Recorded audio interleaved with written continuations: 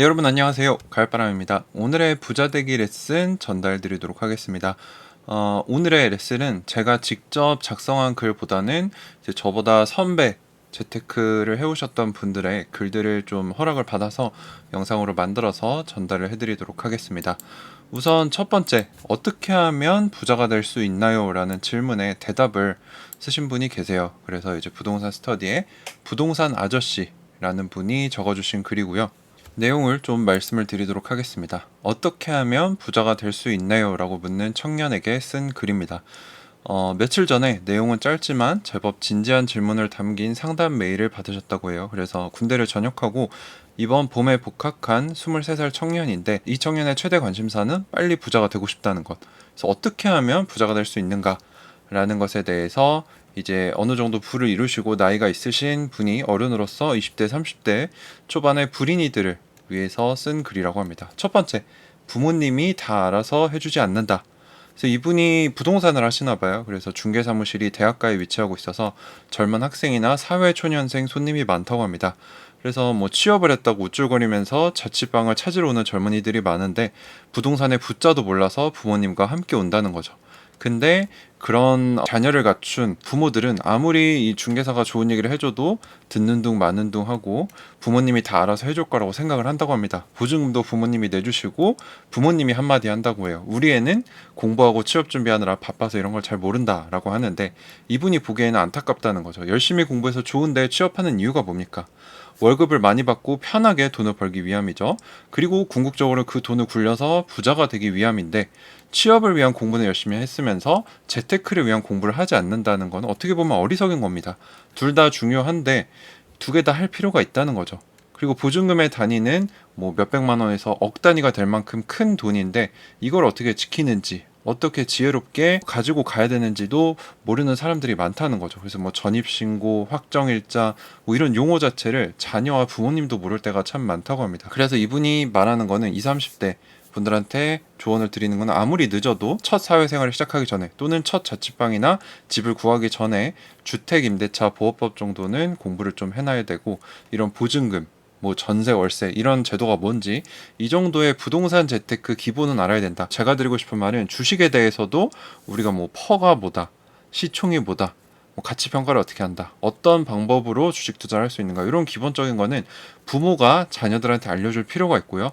자녀가 관심을 가질 수 있도록 지속적으로 옆에서 얘기를 해줘야 같이 대화를 하면서 같이 부자가 될 수 있다고 생각을 합니다. 그래서 부모가 자녀의 삶에 도움을 줄 수는 있지만 대신 살아줄 수는 없기 때문에 20대가 된다면 스스로 기본적인 부동산 공부, 주식 공부, 경제 공부를 해줘야 된다는 겁니다. 부모님이 알아서 해줄 수 없다는 거죠. 그래서 스스로 공부해라.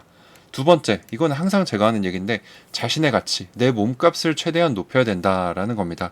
이제 슈퍼 금수저가 아니면 시드머니가 필요하다는 거죠. 시드머니는 어디서 오나요? 근로소득에서 옵니다.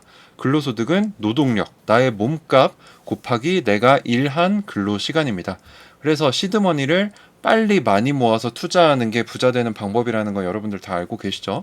그래서 20대, 30대 때는 자신의 몸값을 최대한 불리는데 집중을 해야 합니다. 요거는 부자들이 공통적으로 하는 얘기입니다.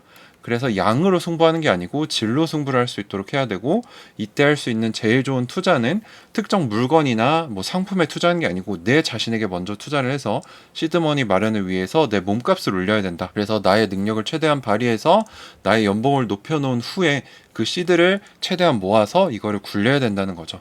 그리고 참고로 30대 중반 이후부터는 아무리 노력해도 내 몸값을 올리는데 한계가 있습니다. 그래서 한 살이라도 젊을 때 더 많이 배우고 노력하고 움직여서 내 몸값을 불려놔야 된다.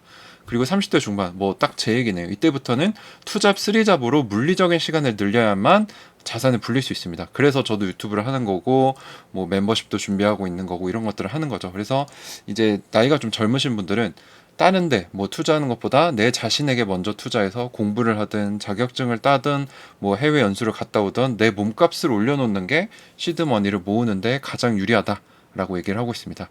세 번째, 원하는 곳에 취업했다고 내 인생이 보장되는 게 아니다. 요거는 뭐 저도 경험이 있습니다. 저도 이제 삼성그룹에 있는 회사에 취직을 했었는데, 생각보다 저한테 들어오는 돈이 너무 적어서 꽤 걱정을 했던 기억이 나요. 그래서 저도 재테크를 시작했거든요.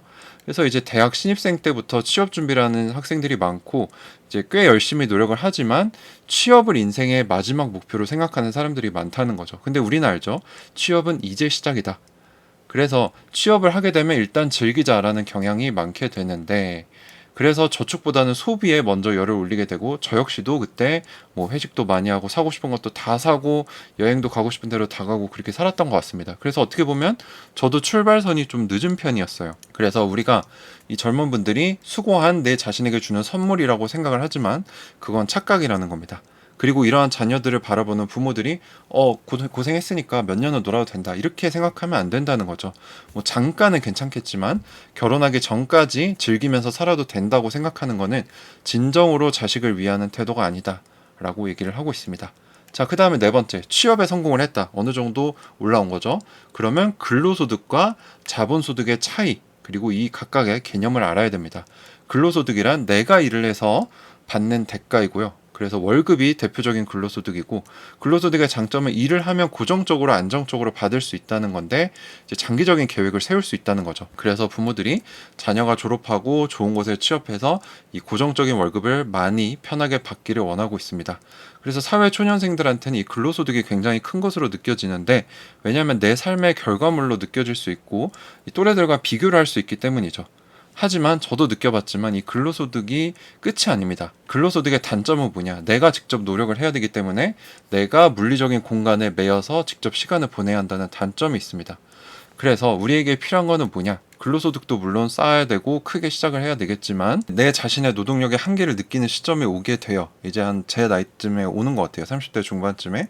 그래서 20대, 30대 어렸을 때 이미 이 내가 직접 버는 근로소득 그리고 내 돈이 벌어오는 자본소득을 알아야 됩니다. 그래서 이것도 열심히 하지만 이것도 만들어서 조금씩 키워가야 나중에 큰 부가 쌓이게 된다는 거죠.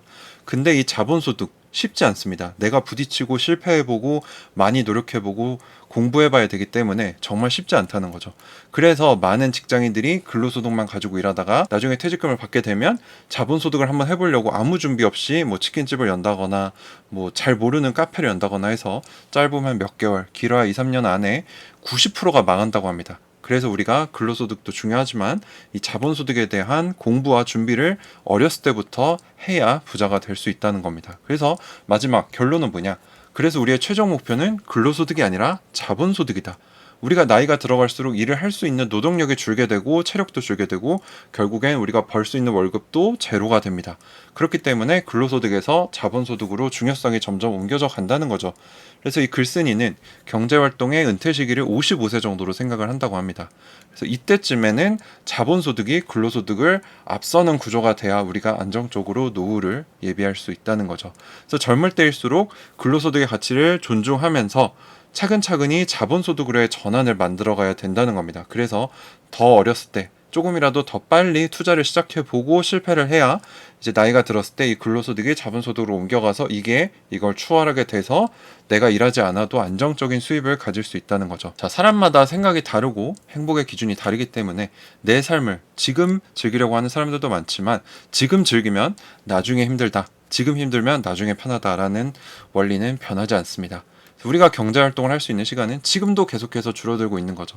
그래서 우리가 지금 즐기고 나중에 나이 들었을 때 초라하고 힘든 노후를 보내지 않기 위해서는 지금 좀 고생하더라도 차근차근히 자본소득 연습을 하고 투자를 연습하고 자본소득으로 전환할 필요가 있습니다.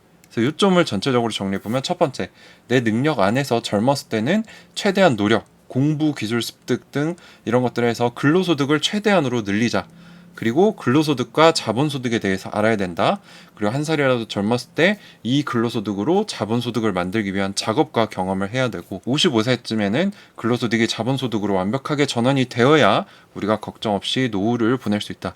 그리고 저는 개인적으로 이걸 더 빨리 땡겨서 우리가 지혜롭게 투자한다면 뭐 50세가 되기 전에 40대가 되기 전에도 은퇴를 하고 이제 경제적인 자유라기보다는 시간적 자유를 얻어서 내가 하고 싶은 일을 하면서 노후까지 준비되는 그런 모습을 좀 제 목표로 삼고 가고 있습니다. 그래서 요 네 가지를 실천으로 옮기다 보면 가장 빨리 부자가 될 수 있다. 제가 늘 강조하는 거랑 상당히 비슷하죠.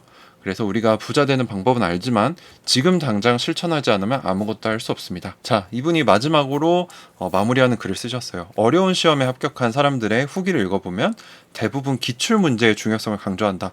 100% 똑같은 문제가 나오진 않지만 기출 문제를 풀어보고 봐야 이 좋은 점수를 얻을 수 있다는 거죠. 돈 공부, 부자 공부도 똑같습니다. 어떻게 나보다 앞서가는 부자들이 부를 축적했는지 우리가 복기를 해보고 실천해보면 우리도 좋은 성적을 거둘 수 있다는 거죠. 그래서 이것도 저랑 생각이 상당히 비슷한 것 같습니다. 자, 그래서 오늘 부동산 아저씨라는 분이 이제 저나 저보다 더 어린 분들 20, 30대를 위해 어떻게 하면 부자가 될 수 있는지 정리하신 글을 같이 읽어봤습니다.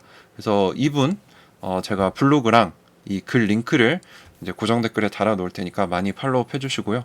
앞으로도 이제 좋은 이미 부를 이룬 선배들이 남긴 글을 제가 가져와서 제 경험을 빗대어 보면서 물론 허락을 받고요.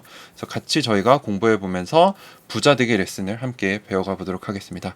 네, 도움이 되셨다면 구독과 좋아요, 알람 설정 부탁드리고요. 다음 시간에 뵙도록 하겠습니다. 감사합니다. 가을바람이었습니다.